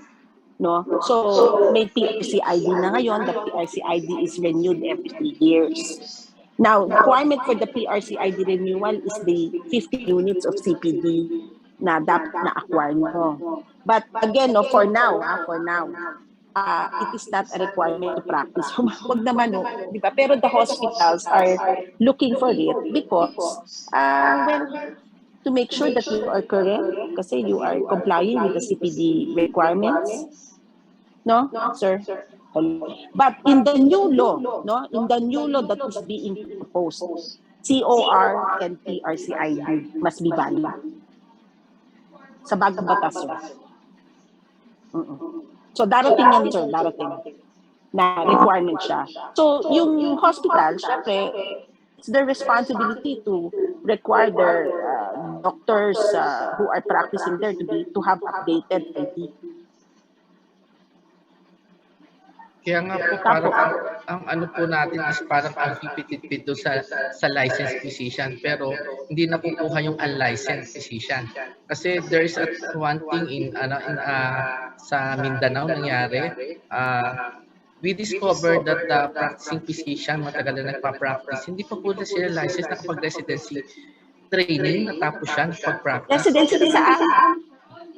OB, natapos po siya ng residency. Saan siya natapos ng residency? Sa province. Eh Opo. bakit naman hindi hinanap ng doktor Ayun yung nga po, lisensya niya? saka lang po siya, kasi po siya officer, magiging president, may nagreklamo na.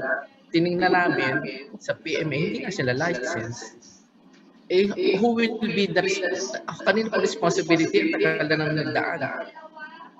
Sir, the association can file a complaint in PRC, give us all the documents so that we can ask the Natapos na po yun, special... tapos na po yun. Ano lang yun. In-example ko lang. Oo, hindi. You give it to us. You give us the evidence. Kasi sir, if you only just tell us, oh, there's a doctor there practicing but he's not a licensed physician, sir, paano naman namin siya hahanapin? So help us with that by providing us some form of evidence so that we can actually follow up the investigation. Yes po. Follow up na lang po na. Akala ko po nakapile na po yun. So, Ay, sir, hindi ko alam. Opo, thank you very much po, Honorable Eleanor Almoro. I've given word that opo, sa our time muna is up, but we will meet again. From the chat box, we are saying that this has been an informative discussion and they're asking for more. But as the moderator, I am duty bound muna to recapitulate some points. So we have clarified that the CHED. So we have agreed, no, that we need a position paper for a clarification on the CHED memorandum about MDs will be used only, can be suffixed after a medical graduate has passed the board exams. Okay, so about illegal practice of medicine, we have differentiated between the unlicensed and the expired ones. No? So there is also a flow chart, a way of addressing this illegal practitioners. No? Alam na natin kung saan tayo magsusumbong. So it's with your component society and then the PMA ethics and the PRC with coordination with the PRC. We have also noted that the CPD, that the PRC CPD is helping us now with their new resolutions during this time of pandemic, so that we will not be behind with meeting up with our CPD unit requirements. Okay. Also, we have stressed that prescription and request for ancillary studies is only for doctors, but in areas where they are not present at the time, in light of the UHC, the supervising doctors, they can, the nurses and midwives can only, can do it only under the supervision of their physicians. Okay, so we have we have been assured by the PRC of their support in policing illegal practitioners and also yung mga malpractice, no, yung mga perceived malpractice. We now know where to complain. Also, we have also, okay. So, ang kailangan lang natin, no, what we need to hammer out is guidelines in social media, promotion or words to that effect, a promotion of medicine, no? So that needs to be done. Okay. So anything more? May question po, meron po silang suggestion dito, no? If we can summarize, written summarize, we will look into it. And anyway, the comments or the questions will be recorded by the PMA and will be addressed by the PMA Ethics Commission. So the open forum is closed for now. We're not saying goodbye. Okay. And we're closing with a heartfelt gratitude also, of course, very much to us, especially to Honorable Almoro and to Honorable Dalmatian and Laksamana. So back to you, Sec-Gen Dr. Henson. Yes. Thank you very much, Dr. Nymphobaria. That was a very interesting and very informative panel discussion. And I think tama po yung mga ibang participants natin. We need a part 2 of this. Monthly na daw po yan. Monthly na. Sabi ni kasi it's such a very interesting topics. We need really never-ending questions are expected talaga. So we need part 2, part 3. As all good things must come to an end, but we must acknowledge our panel.